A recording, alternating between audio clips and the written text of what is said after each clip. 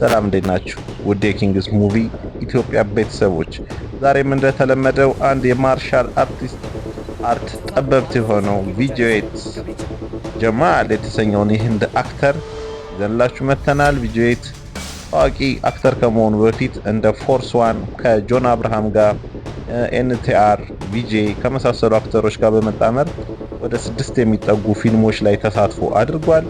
ከዛ በመቀጠል ግን የራሱ የሆነውን ኮማንዶ ዋን የዋን ማን አርሚ የተሰኘ ፊልሙን ይዞ ብቅ እስካለበት ድረስ ማለት ነው። ኮማንዶ ላይ ቀደም ብዬ ነው የምነግራችሁ፣ ኮማንዶ ይመጣል በቀጣይ።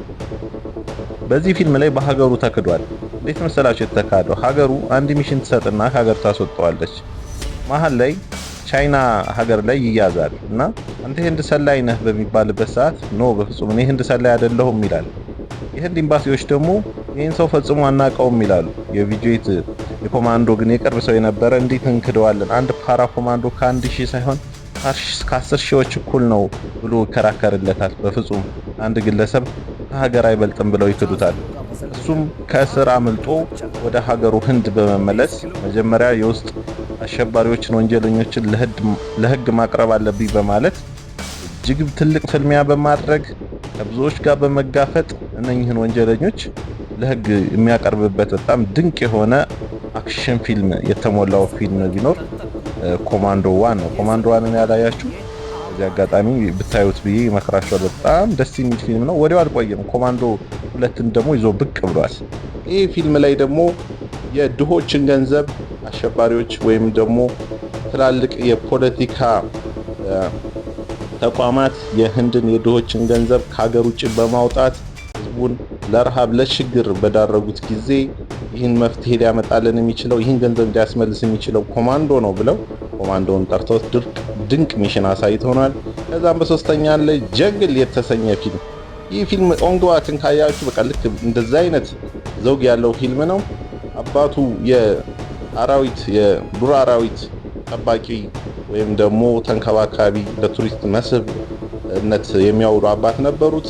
ነገር ግን ህገወጥ አዳኞች የዝሆን ጥርስ እየወሰዱ ሲያስቸግሯቸው ለዚህም ኮማንዶ ወይም ጀንግል ብቅ ብሎ ይህን መፍትሄ ሰጥቶታል።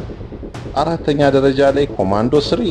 ይሄ ደግሞ ከውጭ ጸረ ሽብርተኞች የሆኑ የህንድን ወጣቶች እምነታቸውን በማስቀየር ለሽብር ተግባር ከህንድ ዋና መዲና ከሆነችው አንዷ ሙምባይ ውስጥ ፍንዳታ እንዲከሰትና ህንዶች እንዲሸበሩ እንዲያለቅሱ ጥረት የሚያደርጉበት ፊልም ነው። ከዛ ኮዳ ሀፊዝ እናገኘዋለን።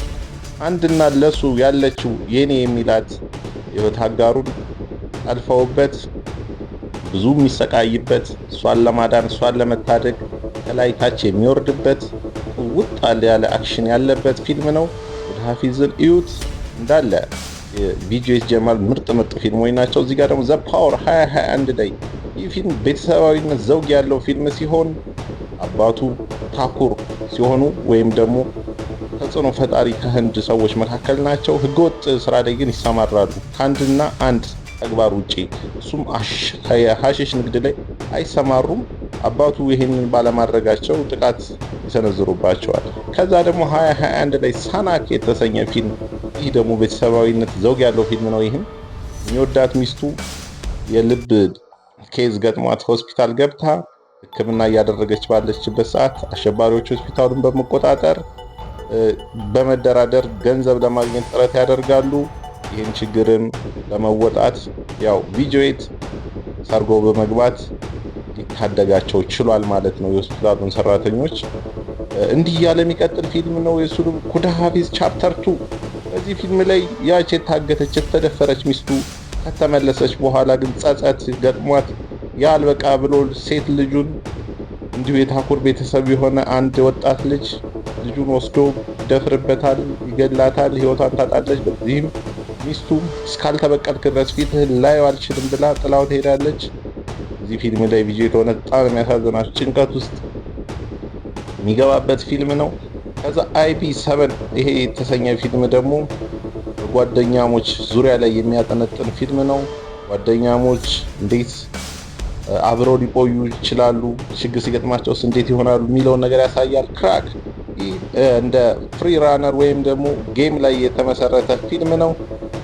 እንደ ቀልድ የጀመረው ይህ ጌም ገንዘብ ለማግኘት የሚደረግ ነው። መጨረሻ ላይ ግን የህይወት መስዋዕትነትን የሚያስከፍል ደረጃ ይደርሳል። እጃቸው ላይ ፈንጂ ቦምብ፣ ታይም ቦምብ ተገጥሞ ውድድር እንዲያደርጉ ይደረጋል። አሸናፊ ያው በህይወት ይቆያል ማለት ነው። ይሄ 2025 ላይ አሁን ቅርብ ጊዜ የወጣ ፊልም ነው። የቪዲዮ ጀማል እንግዲህ ጥቂት ፊልሞች ነው ያሉት። በእርግጥ ያን ያክል ብዙ ፊልሞች ያሉትም፣ ግን የሚሰራቸው ፊልሞች በጣም ቆንጆ ፊልሞች ናቸው። ብዛት አክሽን ላይ እና ቤተሰብነት ዘውግ ያለው ፊልም ላይ ነው የሚሰራው። ሁሉንም ፊልሞቹ እኛም ተጨማሪ ታዋቂ አክተሮች የሚሰሩትን ፊልም እንድናቀርብላችሁ የምትፈልጉትን አክተር በኮሜንት አሳውቁን። ኪንግስ ሙቪ ኢትዮጵያንን ካም ጊዜ